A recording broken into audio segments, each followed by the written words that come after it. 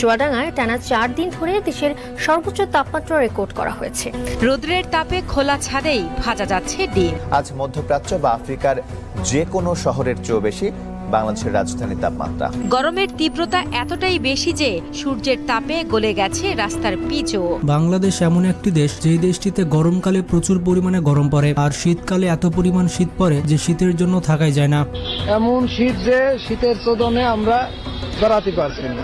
তবে বাংলাদেশের সব জেলাতে কিন্তু সমানভাবে গরম পড়ে না। বাংলাদেশে এমন কিছু জেলা রয়েছে যেই জেলাগুলোতে আপনি গরমের জন্য থাকতেই পারবেন না। উত্তর রোদের কারণে, গরমের কারণে পাট বাড়াচ্ছে না। এই জেলাগুলোকে বাংলাদেশের সব থেকে গরম জেলা বলা হয়। গরমের সময় এই জেলাগুলোতে এত পরিমাণ রোদ পড়ে যে আপনি রাস্তাতে কোনোভাবে বের হতে পারবেন না। আপনি যদি গরম সহ্য করতে না পারেন তাহলে ভুলেও এই জেলাগুলোতে যাবেন না, আর আপনি যদি ভুলেও এই জেলাগুলোতে চলে যান তাহলে আপনি ডিম পোজ হয়ে বাসায় চলে আসবেন। তো বাংলাদেশের সব থেকে গরম জেলা কোনটি তা জানতে হলে ভিডিওটি শেষ পর্যন্ত দেখতে থাকুন। তো 6 নম্বর অবস্থানে রয়েছে ঢাকা।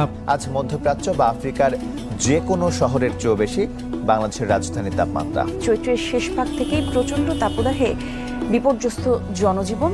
বাংলাদেশের সব থেকে হিটওয়েভ ডিস্ট্রিক্টের মধ্যে 6 নম্বরে থাকবে ঢাকা জেলা। যদিও ঢাকা ডিস্ট্রিক্টের তাপমাত্রা 40 ডিগ্রির নিচেই থাকে, তবে যেহেতু ঢাকা জেলা একটি ঘনবসতিপূর্ণ জেলা তাই অসংখ্য মানুষের বসবাসের কারণে ঢাকা জেলায় সৃষ্টি হয় ভ্যাপসা গরম। আর গরমকালে যদি আপনি ঢাকাতে যান তাহলে চেষ্টা করবেন এক স্থান থেকে অন্য স্থানে যাওয়ার জন্য রিক্সা কিংবা সিএনজি ব্যবহার করতে। এছাড়া আপনি প্রাইভেট কার কিংবা বাইকের মাধ্যমে ভ্রমণ করতে পারেন। গরমকালে যদি আপনি লোকাল বাসে ওঠেন তাহলে আপনাকে আর ধরে কে। গরমকালে যদি আপনি লোকাল বাসে উঠেছেন তাহলে বাসের মধ্যে আপনি গোসল করে বের হবেন। তাই যদি আপনার বিশেষ কোনো কাজ না থাকে তাহলে গরমকালে কখনোই ঢাকাতে যাবেন না, কারণ ঢাকা অনেক গরম একটি জেলা।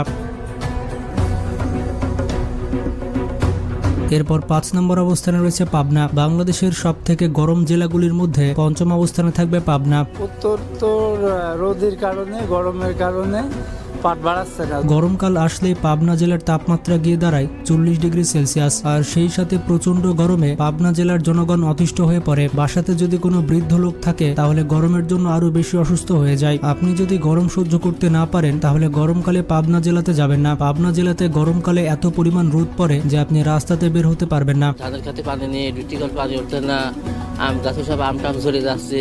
এরপর 4 নম্বর অবস্থানে রয়েছে চুয়াডাঙ্গা। চুয়াডাঙ্গায় টানা 4 দিন ধরে দেশের সর্বোচ্চ তাপমাত্রা রেকর্ড করা হয়েছে।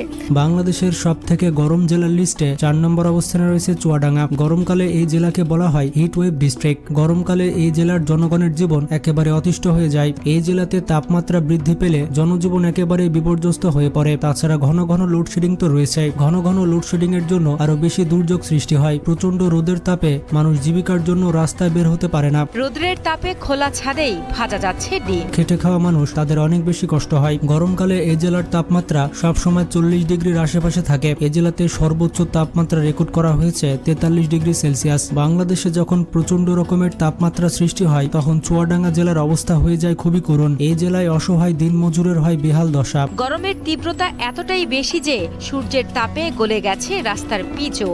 এই জেলাতে এত বেশি গরম পড়ে যে গরমের কারণে মানুষ অসুস্থ হয়ে যায়। তাই আপনি যদি গরম সহ্য করতে না পারেন তাহলে চুয়াডাঙ্গা জেলা ভ্রমণ থেকে বিরত থাকুন। প্রায় 2-3টা পর্যন্ত প্রচুর তাপ থাকছে চুয়াডাঙ্গায় এরকম। এরপর 3 নম্বর অবস্থানে রয়েছে যশোর। আজকে 41.2 ডিগ্রি সেলসিয়াস সর্বোচ্চ তাপমাত্রা রেকর্ড করা হয়েছে যশোরে। বাংলাদেশের সব থেকে গরম জেলার মধ্যে 3 নম্বরে থাকবে যশোর। গরমকালে যশোর জেলার অবস্থা হয়ে যায় খুবই করুণ। এই জেলাতে এতটাই গরম পড়ে যে শিশু এবং বৃদ্ধরা গরম সহ্য করতে না পেরে হসপিটাল কিংবা ক্লিনিকে ভর্তি হয়। গরমকালে প্রচন্ড তাপদাহে পড়তে থাকে পুরো যশোর জেলা। বাংলাদেশে অন্য সকল জেলায় গরমকালে বৃষ্টি হলেও যশোর জেলাতে বৃষ্টির পরিমাণ খুবই কম। এর কারণে যশোর জেলার মানুষের জীবন হয়ে ওঠে অনেক দুর্বিষহ। ফলে তাপমাত্রার তীব্রতা অনেক বেশি এবং তাপমাত্রা যে পরিমাণ আছে তার অনুভূত হয়েছে অনেক বেশি। এরপর 2 নম্বর অবস্থানে রয়েছে নাটোর।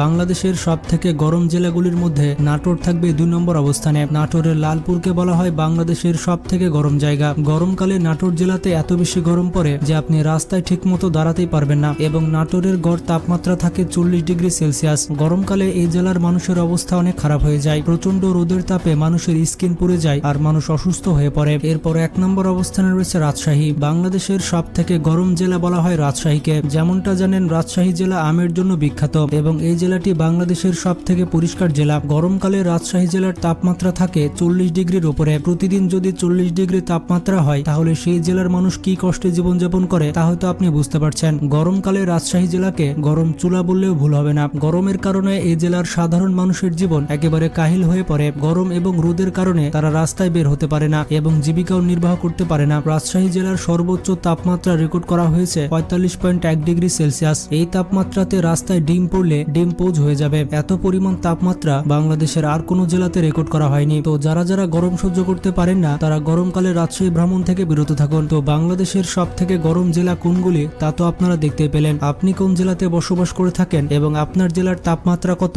সেটি কমেন্ট করে জানাতে ভুলবেন না। আপনাদের কমেন্টের মাধ্যমে বোঝা যাবে যে কোন জেলার তাপমাত্রা সব থেকে বেশি। ভিডিওটি ভালো লাগলে বন্ধুদের সাথে শেয়ার করতে পারেন। এইরকমই ইন্টারেস্টিং সব ভিডিও পেতে আমাদের চ্যানেলটি সাবস্ক্রাইব করে পাশে থাকা বেল আইকনটি ক্লিক করে দিন। তো ভালো থাকবেন, নিজের খেয়াল রাখবেন। আল্লাহ হাফেজ।